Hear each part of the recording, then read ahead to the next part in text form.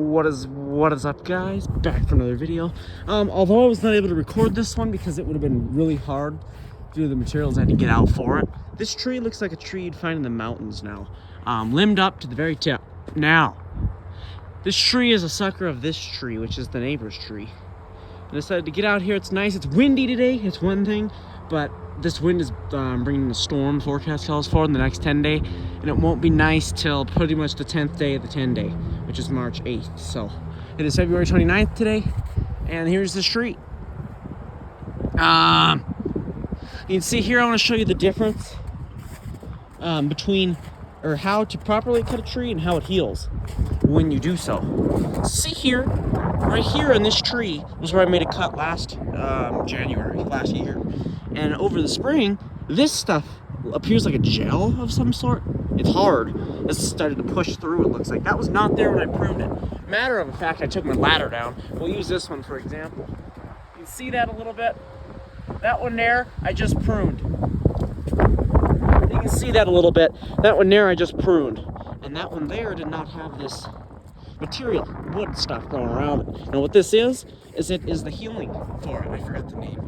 It is what heals over your branches so they don't get infected. They seal off with the coating pretty quick, and then they heal over with this. But in order for this to happen, you have to leave what's called the branch collar. So you have to leave that intact. Matter of fact, I kind of cut it low on the top there, but it is doing its job still. That's why I think it's doing it fastest there. But yeah, you got to leave that intact. With every branch I've cut, I've left the branch collar intact, and it is healing over those. I did cut all these at the same time, so there's a pretty good example of healing over pretty good. This one here, it looks like it was cut further back, and it's almost fully healed over. Now here's a bad cut, and it's still, matter of fact, trying to pull through, but it's not right here. That'll be a permanent scar in this tree. Here you can see there was enough left in contact, but I didn't leave enough of the branch collar here. So you can see nothing's coming over here. It's coming slowly, it's gonna heal. And over here I left a good amount, and it is just, it's actually healing over the wood. So that's perfect how you want to get it. Now what do you want it to be like? You want it to be like this one right here, where you leave enough visible branch collar for the tree to do its job and heal. And as you can see, that's what I did when I partook in this project up this whole tree. I left enough branch collar for these branches to heal over. Now don't leave them sticking out, because they're not going to heal anyway. You got to have them cut back so the branch collar can do its job and get that wood growing in. But that is important for your tree. Like I cut it like this here, I did this and snapped it off. There is no healing ever going to take place there. Sorry, I was zoomed in that whole time. But right there, yeah, there's no healing ever going to take place. So here's what the tree looks like, and this is a good example of what an old cut looks like where it's healing over versus a brand new one. I can't hum it ladder, I can't really reach. Up here, I took a massive cutting. And if I want to show you what that looks like, I'll run over to my inventory of cuttings over here, where I'm going to take some scions and stuff for some grafting this year. See exactly what it looks like from a close-up. You have all the rings of growth and the cambium layer and a couple other layers of your tree. You can see I made an error there, but I did leave enough for it to heal on the tree. So you can't see any of that when you just cut a branch. This will die off, but I'm going to use some of the cuttings from it. But it's going to take a while in this winter. It's probably till May before that really starts to dry up. So yeah, I like the tree. It looks kind of like a foresty. I got to finish cleaning up. Looks kind of like a foresty type tree. You see them in the forest. If I stand back here, you kind of see them in the forest. Let me take a picture of that. Actually, let me stand back to the thumbnail here. You kind of see them in the forest. Let me lean down there. Yeah, there, perfect. Yeah, you kind of see those in the forest, these trees here, where they have so much stuff surrounding and covering them. And that's kind of what was happening with this tree. A lot of these branches were alive on the inside, so that's when I cut them off so they'd have enough time to heal. But the ends were dying because they were physically growing into this tree. So the top, I couldn't access the top, or I would have done some work up there too. But there was a bunch of suckers in the middle here above this node right there. And I did take all those suckers off. It's going to allow this tree to kind of help itself and give some growth to that top. One thing you can do is always remove suckers from your tree if you do not want them. Maybe you cut a branch off and a sucker is growing. Yeah, you're going to get a branch there, but they're not going to be as structurally good. If we take a look at this willow over here, I did lop a branch off of that, the first clip you've seen. These are some suckers off the tips of the willow branch. As you can see there, they're connected, but in windstorms, these are what you see blowing off. right here at this connect right here, I took off this one. This one was definitely about ready to snap. I don't know how I seen it, but I did. So I removed that ASAP. But this willow, I did give a huge prune job in August. And I don't think we got any healing. Oh yeah, we do. We have a little bit of healing coming through over on that wood, but that one's cut out a little far. So on a stump like, I didn't do real good cuts on this.